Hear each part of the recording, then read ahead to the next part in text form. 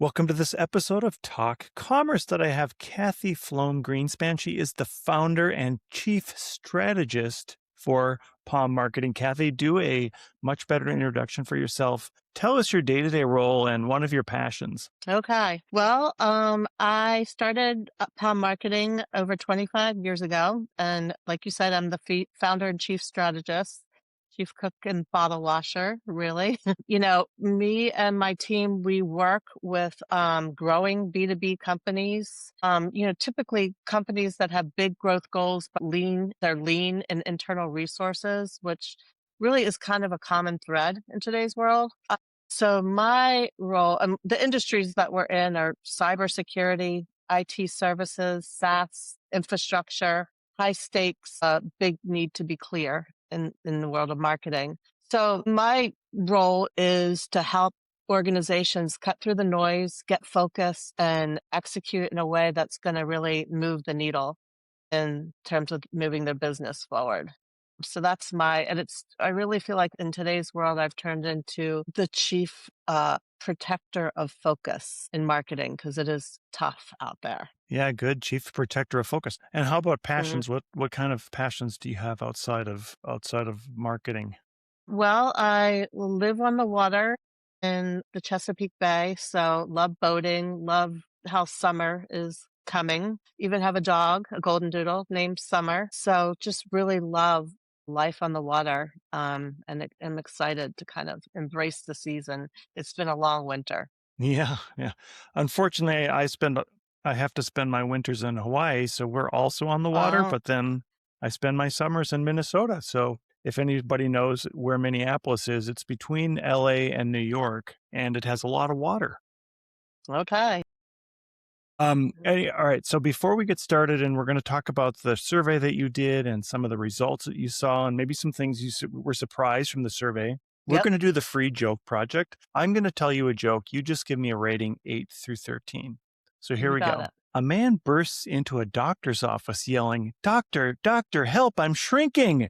The doctor looks at him and says, "Relax. You'll just have to be a little patient." Good one. Cute. I think it was cute. I'll give you a 10. All right. Well, thank you very much for that. All right. So, just start off with, how did you end in B2B? And 25 years ago, were you still doing B2B marketing? So yeah, 25 years ago, was working for a small agency. First I worked for a big one, then I worked for a small one, and got real hands-on with, working with, tech companies back then, which is kind of crazy. Mm. And just found that I had this ability to understand complex stuff and put it into English in order to help market it. So, at some point I just decided to go off on my own. I turned into an account manager. So I was out there talking to the clients and hearing about their business challenges and just went off on my own and used this kind of idea of helping people translate what they're doing in a way that would resonate with their target audiences. And lo and behold, Palm was born. And it's gone through lots of different iterations over the years. Kind of where we've landed today is I have this great team that I've worked with for years, and we just are more of a boutique firm where we plug into tech companies that have little resources in house, which, that they'll have like a couple people and big, big goals. And they're looking for capacity and firepower. So that's how they plug into our team to get results. Yeah, that's great. So you did the survey. Tell us a little bit about what was in the survey, and maybe we can then go into what are some of the things that you've learned from doing the survey. Yeah.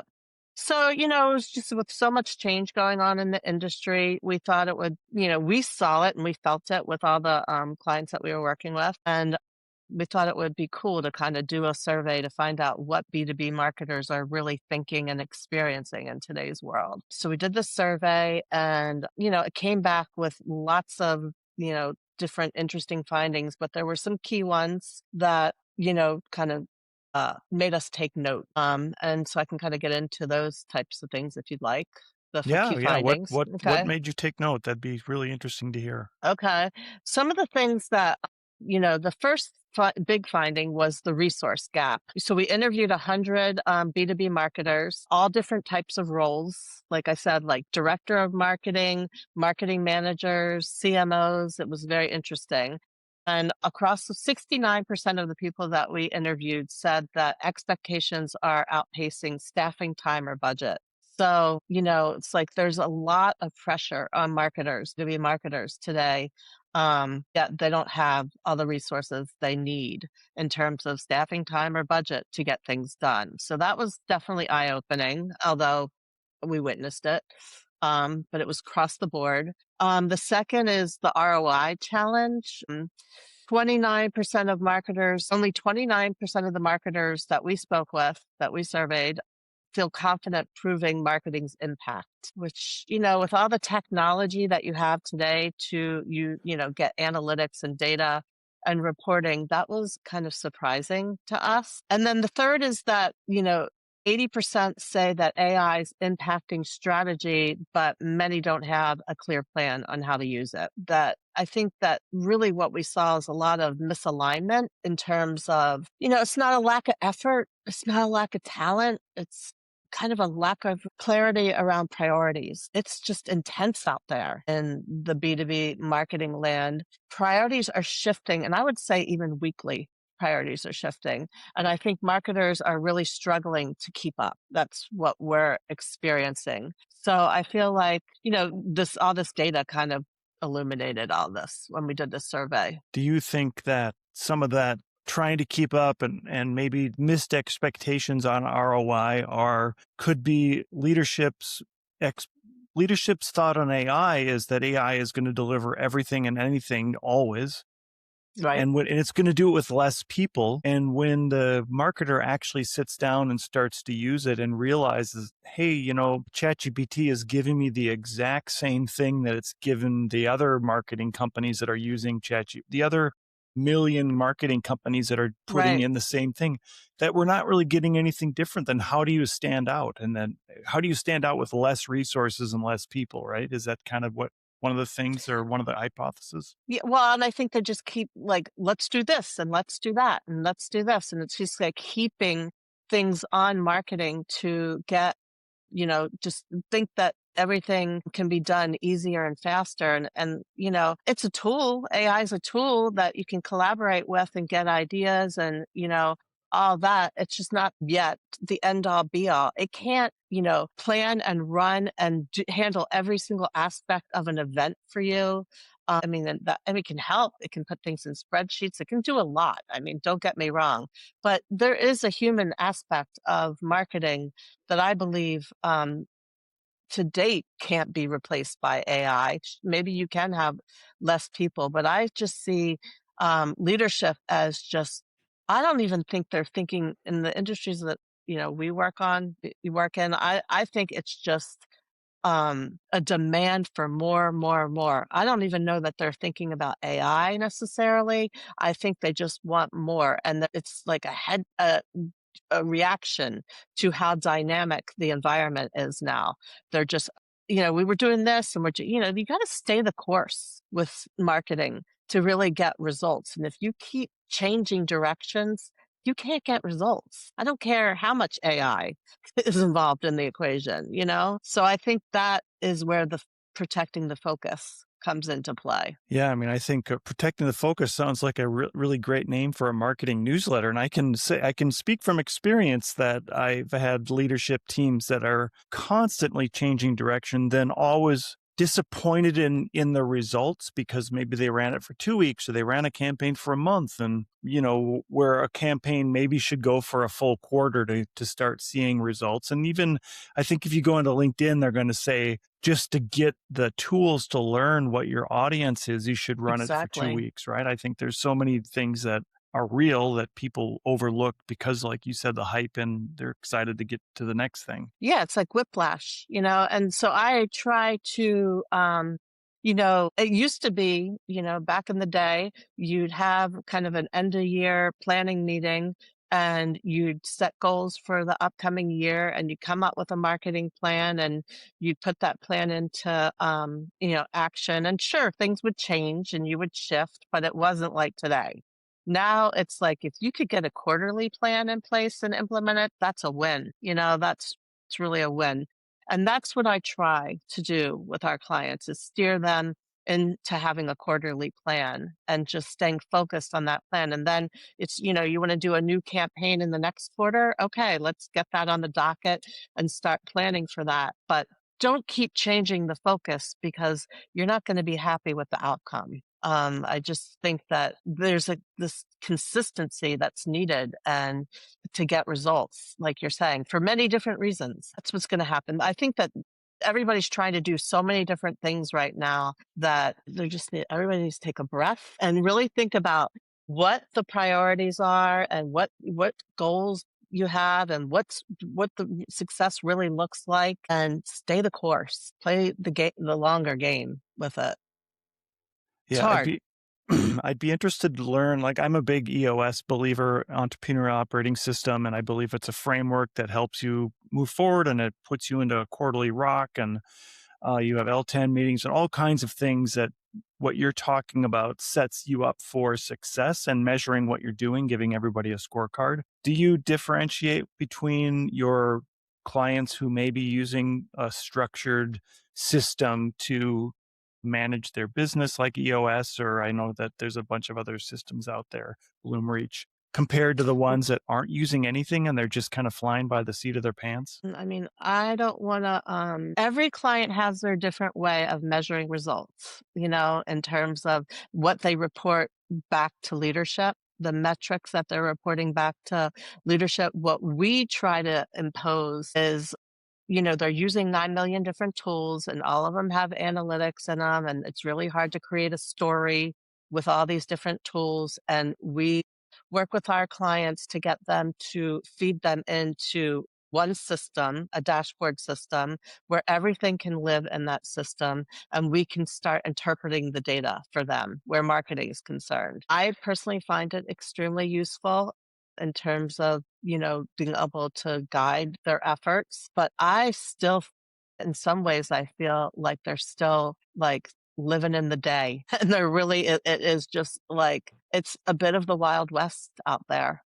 So I just try to, every time there's a shift, and I try to reflect back what the last goals were, and why aren't these important, and where are we going with this now? And sometimes it works and we can stay the course because I'm, holding up the mirror. But like in terms of data, we use the dashboards. They typically use PowerPoints that are generated from data from the dashboard to show to leadership. And that's fine. Whatever works. There's no one system that I haven't seen any common thread in any of the companies that we're working with, That's sadly. interesting. I know that one of the things that you found was that 79% of the marketers agree that AI has significantly impacted them, but there's also like a lot of adoption without a roadmap. Talk a little bit about how that plays into this sort of disconnect with maybe with leadership. Yeah, I'm still kind of watching and to see how this all plays out. I feel like everybody in the land that we're working in, everybody kind of has their tools of choice that they like, and sometimes it depends on their environment and what they're allowed to use. And then sometimes they just have things that they like. And, right now, I feel like the marketing teams that we're working with are so overwhelmed that they're trying to use it to produce like, PowerPoints for events and things like that, for speaking events and things like that. And they like feel somewhat hopeful about how it can help them, but then they're not really that happy with the outcome of the content that's created.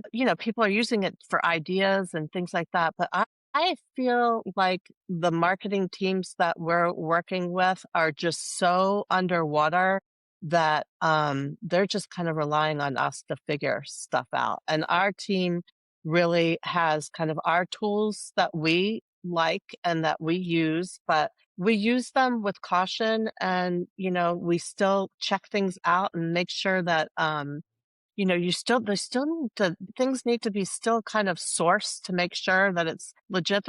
I still have a healthy amount of skepticism with AI. I think that if you just don't, then that's, I think, worrisome, honestly. Yeah, I mean, I think, and I the other thing I think is that users are now recognizing, well, especially when content is created by AI. So you as a marketer need to be very educated on what content is out there that is generated by AI that's very, call it AI slop, and that Right. how are your users going to receive that? It might be, if you're in gated B2B, it might be a little different. Maybe people don't care so much because they just want to get to the product. But I think in actual marketing speak, people recognize now that AI, if not helped along by a human, is going to be pretty generic. What else? Yes. One of the like one of your quotes is these that you said these findings should be a wake up call for the C suite, not just a marketer. What did you mean by that? I think it's comes back to the protecting the focus. I think that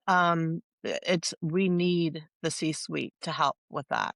And it is tough. And if they're, to really commit to what the objectives are and communicate those, and marketing needs to help feel confident and secure enough to kind of hold them to that, which is not easy, you know. But I do think the C-suite needs to help protect the focus. I think that's critical of knowing what they're looking to achieve, and letting marketing have the enough of a ramp to do so, just enough consistency and time to achieve it, because I just see that as like the number one problem out there in the land. And as far as AI is concerned, just to kind of circle back to that, one of the things that I've done is I took this master class AI, and it's like 13 hours of training, and you get a certificate out of it. And I know there's other things out there, but it's actually really well done. It's in that masterclass, website that they have all these different classes. And it's like I did it, and then I've been kind of using my learnings to guide my team and what I think that they need to be using, the tools that we need to be exploring, how we need to be using them. I think like most people are just like they have no idea really of the much AI can do, and how to use it. And, I mean, it's just so much more than writing an email for you, or, coming up with an idea. It's amazing, but there's so much education that is still needed for people. And I think nobody's thinking about that, which is kind of amazing. Is there anything out of the report that just was like, oh wow, I did not see that coming? Like the number one thing that was kind of astounding to me was how this issues that we saw it had nothing to do with title. It didn't matter about company size, and it didn't matter about role. It was a consistent experience. That all, whether you were a director of marketing, marketing manager, or CMO, people were describing the same tension regardless of company size or title. Not enough resources, challenges proving ROI, needing to figure out AI, but having very little time to do so. Pressure to keep up.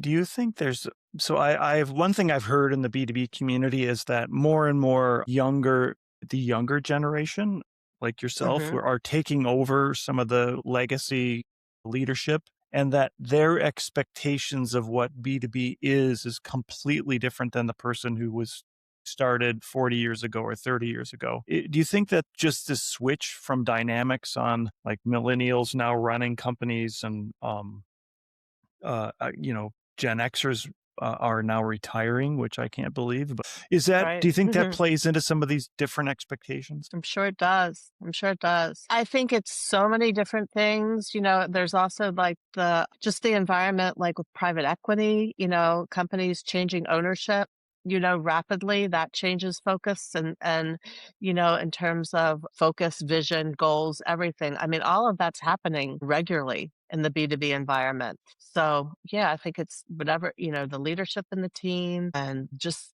this dynamic environment of rapid change that is all around us.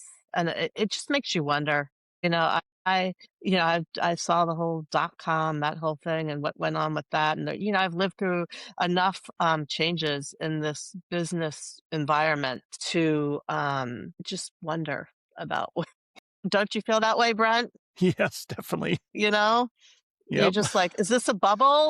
Everybody and their mother is now putting AI on their website. We do a lot of work with government contractors, and, just like it's AI, AI, AI, and it's like, one would think that government contractors need to be careful about how they're using AI. So I just wonder about all of this. Could Yeah, I just be a saw tool.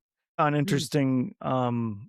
interesting report from ChatGPT, I think it was, where some of the Accenture data was getting leaked back into because there's so many developers from Yep. Accenture using AI to do code that a lot of that stuff was going back and getting back into because of the volume of that what they're doing was enough to kind of push the needle on that. And you have to be careful when you're sharing it back, especially if you're on I suppose the older systems were different than they are today. Yeah. Yeah. So, Kathy, we have a few So, minutes left, and geez, yep. we've already burned through our 15 minutes and 25 minutes. We could keep talking for the next hour. Mhm. But Mhm. as I do finish off the podcast, I give everybody a chance to do a shameless plug about anything they'd like. What would you like to plug today? Well, I guess if you have any interest in the survey that we did, we published a report called Marketing Under Pressure, and you can access that at POMAGENCY.com/survey. So you can access the survey. There's also a lot of great tools for marketers in the resource section of our site. And if you're a company with big growth goals but a lean marketing team, we'd love to talk further. So you can hit the contact page on our site at pomomagency.com. That's awesome, and I will make sure we get all those in the show notes. Awesome. Kathy, it's been such a good conversation. Thank you so much for being here today. Thank you, Brent.